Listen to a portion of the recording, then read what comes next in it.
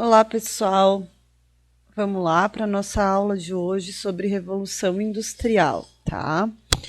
Bem, a Revolução Industrial, eu não coloquei aí no slide, mas ela tem várias fases. A gente vai abordar aqui um pouquinho das primeira e segunda fase, tá? Então, vamos localizar no espaço e no tempo. Nós vamos falar da Inglaterra do século XVIII, tá? Então, é a Inglaterra do século XVIII. A Revolução Industrial começou na Inglaterra, tá? Nós vamos ver por que começou na Inglaterra. O que foi, né, essa Revolução Industrial? Primeiramente, gente, a palavra revolução, tá? Muitas vezes essa palavra ela é utilizada em contextos políticos, tá? Quando acontece algum movimento na sociedade, onde essa sociedade vai mudar, tá? Então acontece um levante popular, acontece uma guerra civil, chegam novas ideias nessa sociedade, essa sociedade vai mudar seu caráter social, político, econômico e cultural, tá?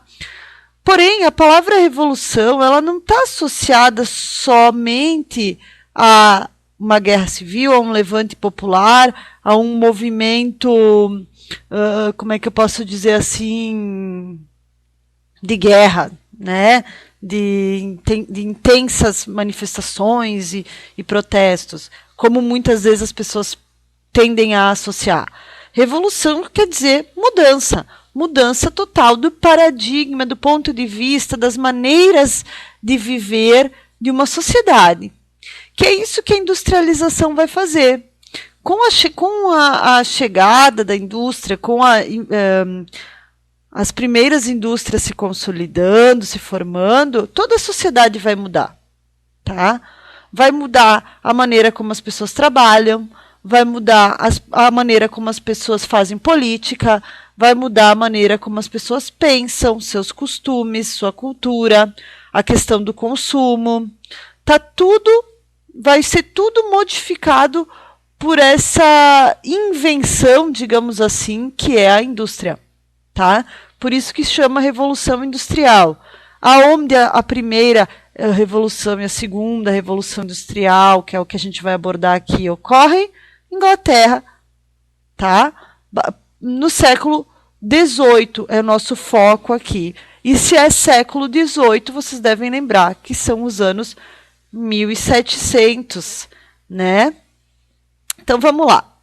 Vamos correr aqui e passar o slide. Pioneirismo inglês. Fatores que levaram a Inglaterra a desenvolver a indústria. Por quê? Pioneirismo significa primeiro. Por que primeiro a indústria se desenvolveu na Inglaterra? Para isso a gente tem que entender o que é a Inglaterra no século XVI, XVII e XVIII. Tá? Primeiro que a Inglaterra possui colônias também.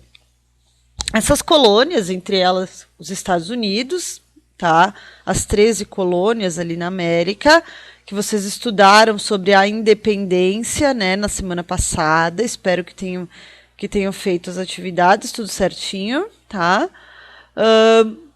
Essas colônias produziam matéria-prima.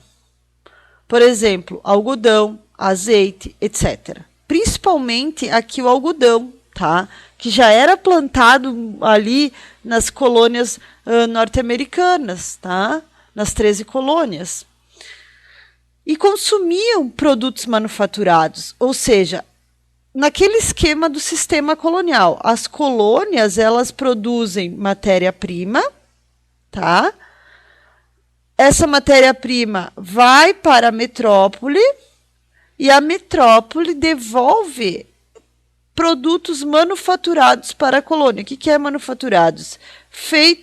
Elaborados, feitos, tá? Então, por exemplo, nas 13 colônias, o algodão vai para a Inglaterra e a Inglaterra não devolve algodão para as 13 colônias? Ela devolve tecidos, que é o algodão transformado em produto.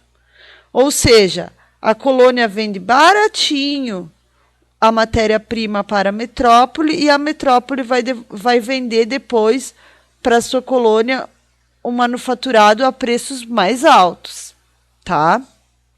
Isso é um mercado consumidor, ou seja, tem mercado para consumir produtos feitos na Inglaterra, não só dentro do próprio país, porém em todas as suas colônias, tá? Mas tudo bem, se vocês forem pensar, se vocês forem analisar, até que a Inglaterra nesse período não tem tantas colônias pelo mundo, tá? Em comparação, por exemplo, com a Espanha tem mais, tá? No entanto, a Inglaterra faz um outro serviço, que é a questão do comércio feito com as suas embarcações. Então, a Inglaterra tem uma frota naval muito forte. E assim, outras metrópoles, como Portugal, por exemplo, utilizam as embarcações britânicas para fazer comércio no Atlântico, tá? Isso vai enriquecer quem? Vai enriquecer os comerciantes ingleses. O próprio tráfico de escravos africanos, né? Esses navios negreiros que levam da África para o Brasil os escravos nesse período são navios ingleses, tá? E isso vai gerando o quê, gente?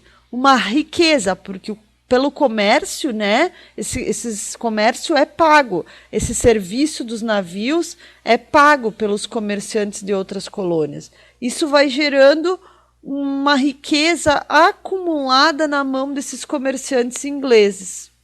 Então, o que eu botei ali? Ó? Comerciantes ricos que fazem o tráfico negreiro, né? Tráfico de escravos e outros tipos de comércio. E também tem mercado consumidor para os produtos. Então, tem gente com dinheiro e tem aonde vender produtos. Vamos ver como é que isso vai se juntar. Vamos adiante. Aqui, tá. Aqui, gente, tem outra questão, que são os atos de navegação. Voltando um pouco lá no século XVII, 1651, tá? A Inglaterra baixa os atos de navegação, aonde se coloca que as mercadorias negociadas com a Inglaterra só poderiam ser transportadas por navios ingleses, tá? Então, digamos assim que os comerciantes ingleses tomam uma fatia do mercado para eles, né? Colocando que negociou com a Inglaterra qualquer produto, esse produto necessariamente tem que ser com os nossos navios, ou seja, mais uma fatia do mercado para eles. Embora eles já fossem a principal frota de navio, né? Isso só fortalece ainda mais a riqueza desses donos de embarcação, do próprio governo inglês, que também tem, né, parte nesse comércio. Enfim, vai juntando cada vez mais dinheiro na mão dessa classe que é a burguesia comercial, tá? A burguesia que lida com o comércio marítimo. Depois, ainda no século XVII, tem outro fator, que é a Revolução Gloriosa, tá? Vocês já estudaram. Onde a burguesia conseguiu aumentar sua influência política se aliando ao governo na busca pelo lucro, tá? Então lembra lá que através da Revolução Gloriosa a burguesia vai conseguir pressionar tanto o rei, né, que vai conseguir colocar ali a Carta de Direitos, a Bill of Rights, né, colocando o poder do rei embaixo do poder do parlamento. Então, o rei, né, o monarca, ele perde poderes depois da Revolução Gloriosa, tá? Quem que ganha poderes na estrutura política, como a gente já comentou lá na outra aula? Quem que ganha poder? A burguesia que faz parte do parlamento, que compõe o parlamento, tá? Então vai ter o rei e vão ter os ministros. Porém, o rei tem que ficar subordinado a um conjunto de leis, não pode fazer o que ele quer, né? É o fim do absolutismo monárquico, vamos lembrar disso. E esses parlamentares, esses ministros, que também são de origem nobre, mas também burguesa, né? Enriquecida, eles vão cada vez mais ter mais e mais poder político, tá? E esses parlamentares, eles vão se aliar com essa burguesia comercial, tá? Vão se juntar com esses comerciantes e vão, né, se juntar também com o governo, ou seja, o governo e os comerciantes andam juntos, tá? Num mesmo objetivo, que é o lucro. E também tem a questão de que, vamos voltar lá para o iluminismo, a questão do liberalismo econômico, que pegou muito na Inglaterra. Então, olha só, o que se pregava lá Adam Smith no liberalismo econômico? Vamos lembrar das nossas aulas de iluminismo. O que os iluministas queriam que a economia, como que eles queriam que a economia fosse? Livre, né? Livre, sem o governo se meter. E quando o governo se metesse, que se metesse para apoiar o projeto dos burgueses e não para ir de contra, tá? Então eles queriam uma economia livre, queriam poder comercializar da maneira que quisessem com qualquer um, sem o governo dizer, esse produto não pode, esse tem que custar tanto, esse tem que custar, esse também não vai, esse custa mais. Então eles queriam liberdade para negociar e foi o que conseguiram. E isso mais e mais enriqueceu essa classe burguesa. Então, aliança entre governo e burgueses e mais dinheiro sobrando para investir. Tá? Então, tem um capital grande acumulado ali na Inglaterra. Tá? Muitas riquezas acumuladas e uma aliança entre burgueses e governo. Vamos adiante. Tem outros fatores, tá, gente? Por exemplo, o confisco de terras, tá? Que foi feito lá atrás. Bem, tem outra questão, tá? Outra classe social que não é nem a alta nobreza, nem os comerciantes burgueses, mas tem também os pequenos nobres, tá? Pessoas que são proprietários de terra, possuem terra, é a classe dos chamados gentry, que a gente estudou já, né? E eles vão se beneficiar de uma medida que vai ter sido feita lá atrás, no século XVI, durante o governo do Henrique VIII. Agora a gente vai ter que voltar um pouquinho lá no 7º ano. Lembra quando foram as reformas protestantes? Foi feita a reforma protestante? O Henrique VIII rompeu com a Igreja Católica. Lembram? Ao romper com a Igreja Católica e fundar a Igreja Anglicana, que existe até hoje na Inglaterra, ele se apossou das terras da Igreja Católica e vendeu essas terras para pequenos nobres, tá? Ingleses. E esses pequenos nobres, desde o século XVI, então, 17, 18, eles produzem nessa terra, tá? Eles criam animais nessa terra, principalmente ali a ovelha, né? Uma criação importante, um animal importante aí para a economia. Então essa classe também ela tem ambições, essa classe social, assim como os burgueses, ela também tem ambições, tá? Ela quer vender suas produções, vender seus produtos nas cidades. Isso também dá um acúmulo, isso também faz com que uma nova classe social, uma outra classe social também queira participar da economia. Diferente dos nobres de outros países que ficam só ali na volta do rei, na volta do castelo, vivendo de impostos, dos impostos que a população paga, os nobres ingleses eles já são mais empreendedores, vamos dizer assim, né? Eles querem participar também da economia, lucrar vendendo seus produtos. Então já tem ali a burguesia, uma parte da nobreza e o governo apoiando. Todo mundo ali com vontade de de ir à frente, de produzir mais e mais, tá? Vamos adiante aqui. Um fator crucial, um fator mais importante, talvez, não digo mais importante, mas assim, digamos que a cerejinha no bolo, tá? É o que vai acontecer com uma outra classe social. Os antigos servos, tá? Pessoas que vivem no campo, mas não são proprietárias de terra. Que desde a Idade Média essas famílias são ligadas à terra de grandes proprietários rurais. São, né? O que vai acontecer? Lá pelo século XVIII, uma nova lei, uma lei que já existia, mas começa a ser aplicada mais no século XVIII, vai mudar a vida dessas pessoas. Por quê? É a lei do cercamento das terras comunais, das terras comuns. A paisagem inglesa ela é formada até hoje, mas na época fortemente, por extensos, largos campos. É campo aberto, tá, gente? E nesses campos abertos que existiam ali no século XVIII, tinham muitas áreas que não eram de ninguém, que ninguém era efetivamente dono, áreas que não estavam cercadas, áreas comuns que todo mundo usava. E essa população rural usava também, tá?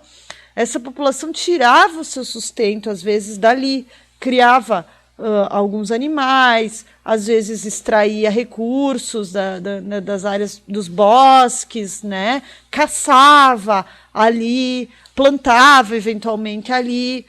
Com o cercamento dessas terras, o que vai acontecer? O governo olha e diz, isso aí são terras que não são de ninguém, vamos cercar e vamos vender essas terras. E essas terras são cercadas e são vendidas. Vendidas para quem? Para a nobreza rural, para a burguesia com dinheiro, né? E essa população que tirava seu sustento dessas terras ficou de uma hora para outra a ver navios, abandonada, tá? Não tinha mais como trabalhar não tinha mais como trabalhar essas terras, como retirar seus sustentos dali, como criar animais ali. Essa população vai migrar para as cidades. Então é um grupo que não tem dinheiro acumulado para comprar essas áreas que foram cercadas, fica sem essas áreas, fica sem trabalho no campo, vai migrar para as cidades que existem ali na volta, né? Aí eu coloquei algumas ali, Manchester, Liverpool, Londres, Bristol, cidades que já existem, tá? E esse pessoal migra para as cidades e vai fazer o quê? Vai trabalhar nas manufaturas, nas pequenas fábricas que já existem ali. Tá? Vai tentar buscar emprego na produção de manufaturados. Vou mostrar depois para vocês o que é isso. Vai conseguir emprego? Uma parte dessa população vai, outra não. Tá? Essa mão de obra disponível que sai dos campos e vai para as cidades, são os que são uma nova classe social que vai surgir agora, no século XVIII e no XIX, que é a classe operária, também chamada de proletariado. Tá? Então, é a mão de obra disponível para trabalhar ganhando um salário nas fábricas. Opa, o que nós temos aqui então? Nós temos uma burguesia com dinheiro para investir, um mercado consumidor de produtos, um governo que apoia a ideia, uma classe trabalhadora disponível para trabalhar. Todos esses fatores, esses ingredientes juntos, vão fazer com que a Inglaterra impulsione a sua indústria. Na verdade, crie as primeiras indústrias. Tá? Outro fator, indo adiante aqui, jazidas de carvão e ferro. A Inglaterra possui boa quantidade de minas de carvão. Tá? O carvão vai ser, gente, o combustível da Revolução Industrial, da primeira Revolução Industrial. Tá? Por quê? A queima de carvão é o que gera energia para movimentar as primeiras máquinas que vão ser criadas ali para a indústria. É uma das principais tecnologias introduzidas pela Revolução Industrial. Ou seja, como é que é o negócio? A queima do carvão, né, gera calor, que gera vapor, que movimenta a engrenagem das máquinas. Tá? Não tem energia elétrica ainda aqui. as máquinas ou são movimentadas por força humana, ou são movimentadas por força animal, ou pela força da água, a roda d'água, né? Uma roda d'água que movimenta um eixo que movimenta uma máquina. Aí agora veio essa inovação tecnológica de queimar carvão, produzir vapor e através desse vapor movimentar as engrenagens das máquinas, tá? Além disso, também havia grandes jazidas de ferro no país. E o ferro também é um material que vai ser extraído, vai ser fundido e vai ser usado muito na indústria, principalmente aí para fazer as máquinas, tá? Então, gente, todos esses fatores vão levar com que a Inglaterra seja o primeiro país. Então, botei aqui nesse outro slide, ó. Na Inglaterra do século XVIII, havia uma grande concentração de capital, de riquezas, que permitiu que as classes dominantes, aqui leia-se burguesia e uma parte da nobreza, investissem esses recursos acumulados para acelerar a produção e a circulação de mercadorias. Entendido? Tem dinheiro? Vamos fazer o quê? Segurar esse dinheiro parado? Não, vamos fazer ele se transformar em mais dinheiro. Como? Investindo na produção, investindo na indústria, porque daí eu vou poder produzir mais e mais produtos e vender mais e mais produtos e aí aumentar a minha renda. E o governo incentivando isso, tá? Por enquanto, esses são os fatores que vocês têm que ficar atentos, que vão ser responsáveis ali pelo pioneirismo inglês na invenção das primeiras máquinas que vão servir à indústria.